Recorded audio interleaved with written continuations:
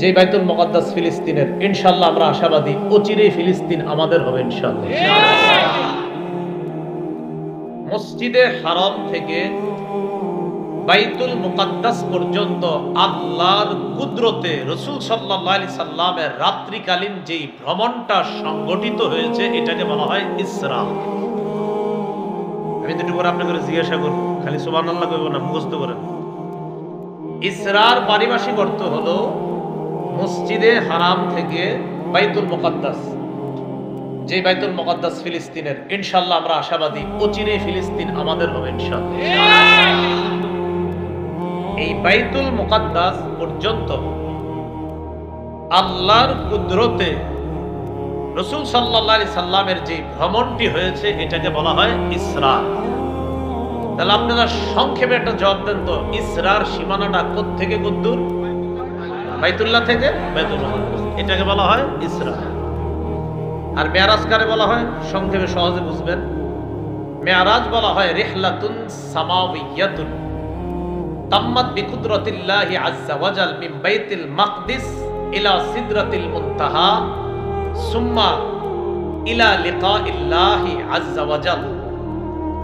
মেরাজ বলা হয় যেটা আল্লাহর কুদরতে সংগঠিত হয়েছে বাইতুল মুকাদ্দাস থেকে ইলা সামাওয়াতিল উলা, ঊর্ধ্ব আসমান পর্যন্ত, সুম্মা ইলা সিদরাতিল মুনতাহা, এরপর সিদরাতুল মুনতাহা পর্যন্ত, সুম্মা লিকাইল্লাহি সুবহানাহু ওয়া তাআলা, এরপর আল্লাহর সাথে সাক্ষাৎ পর্যন্ত যেটা হয়েছে এটার নাম মেরাজ। সুবহানাল্লাহ। ইসরা মেরাজ বাইতুল মুকাদ্দাস থেকে আল্লাহ পর্যন্ত, বাস এটা মেরাজ। তাহলে পার্থক্যটা মনে থাকবে না ইনশাআল্লাহ। ইসরার ব্যাপারে আল্লাহ পবিত্র কোরআনের সূরা বনী ইসরাঈলের 1 নম্বর আয়াতে বলেন, সুবহানাল্লাযী আসরা বিআবদিহি লাইলাম মিনাল মাসজিদিল হারাম ইলাল মাসজিদিল আকসা। কত পবিত্রতা বর্ণনা করছি ওই রবের, ওই সত্তা, আল্লাযী আসরা বিআবদিহি লাইলাম মিনাল মাসজিদিল হারাম ইলাল মাসজিদিল আকসা, যিনি তার বান্দাকে রাতের বেলা ভ্রমণ করিয়েছেন মসজিদে হারাম থেকে মসজিদে আকসা পর্যন্ত। আল্লাযী বারাকনা হাওলা, যেই মসজিদে আকসার চারপাশটাকে আমি বরকতময় বানিয়েছি। কেন?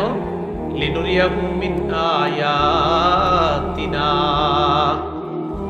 যেন আমি আমার নবীরে আমার নিদর্শন দেখাইতে পারি। এই নিদর্শন দেখানোর জন্য মসজিদে হারাম থেকে বাইতুল মুকাদ্দাস পর্যন্ত আল্লাহ রাত্রিকালীন তার নবীকে ভ্রমণ করিয়ে কুদরতিভাবে দ্রুত পৌঁছার ব্যবস্থা করছে। এগুলো ইসরার মেরাজের আবিধানিক অর্থ, পারিভাষিক অর্থ আমরা জানলাম।